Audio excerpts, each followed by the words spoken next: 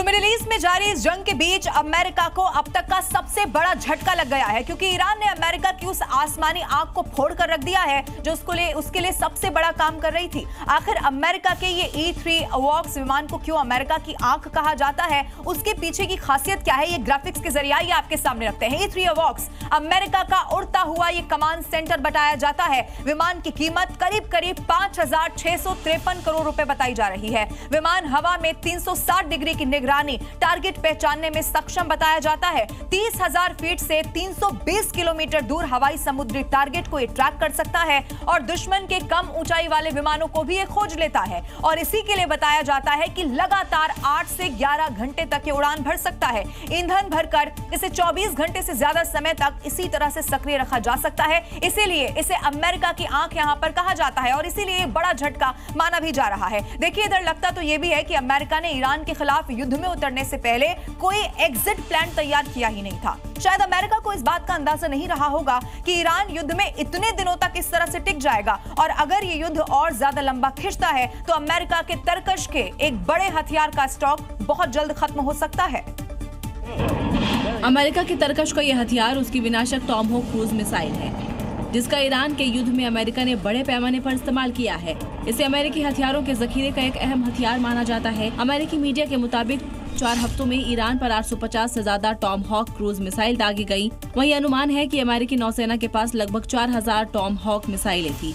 अगर ये अनुमान सही है तो टॉमहॉक मिसाइलों का करीब 1/4 हिस्सा खत्म हो चुका है, जिसने ट्रंप की टेंशन तो यकीनन बढ़ा दी होगी। सवाल है कि अगर टॉमहॉक मिसाइलों का स्टॉक खत्म हो गया है तो अमेरिका इसे जल्द बना भी सकता है। हालांकि ये इतना आसान नहीं है, क्योंकि करीब 34 करोड़ रुपए की एक टॉमहॉक मिसाइल बनाने में करीब 2 साल लग जाते हैं और इस कमी को पूरा करने में तो कई साल लग जाएंगे। उधर ट्रंप की टेंशन ईरान के उस दावे ने भी बढ़ा दी है, जिसमें उसने कहा है कि इस युद्ध में उसने अपने 70% मिसाइल भंडार का इस्तेमाल ही नहीं किया है।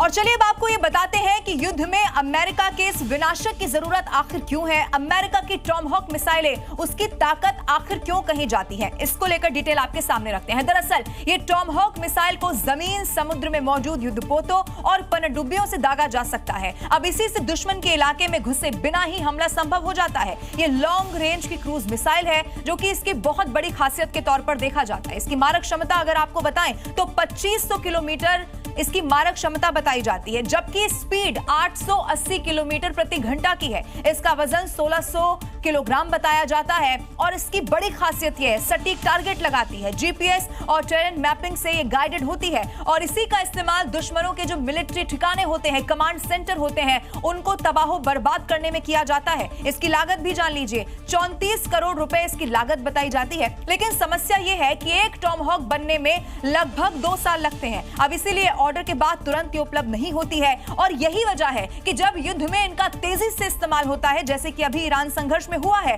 तो स्टॉक भी उतनी ही जल्दी से घट जाता है और उसे भरने में कई साल लग सकते हैं। ये एक बड़ी समस्या के तौर पर देखा जाता है। इधर ईरान की अगर बात की जाए तो ईरान ने गल्फ देशों पर हमले और ज्यादा इस युद्ध में तेज कर दिए हैं। कुवैत एयरपोर्ट पर ईरान ने 15 ड्रोन की मदद से एक बड़ा अटैक कर दिया है। दरअसल ईरान का मानना यह है कि अमेरिका लगातार कुवैत के एयरपोर्ट का इस्तेमाल कर उसी के खिलाफ सैन्य कार्रवाई में जुटा हुआ है। और यही वजह है कि अब ईरान ने अपने ड्रोन की मदद से कुवैत के एयरपोर्ट पर जबरदस्त हमला किया। हमले की वजह से पूरे इलाके में धुएं का गुबार उठता दिखा। हमला इतना विध्वंसक था कि कई किलोमीटर दूर से आग की लपटें दिखाई दे रही थी। हमले की वजह से इलाके में पूरी तरीके से हवाई सेवा बंद कर दी गई। हमले के तुरंत बाद ही आग पर काबू पाने की कोशिश शुरू हो गई। दरअसल ईरानी ड्रोन ने कुवैत के एक अंतर्राष्ट्रीय हवाई अड्डे के आसपास वाले इलाके को निशाना बनाया था, खासतौर पर रडार सिस्टम को।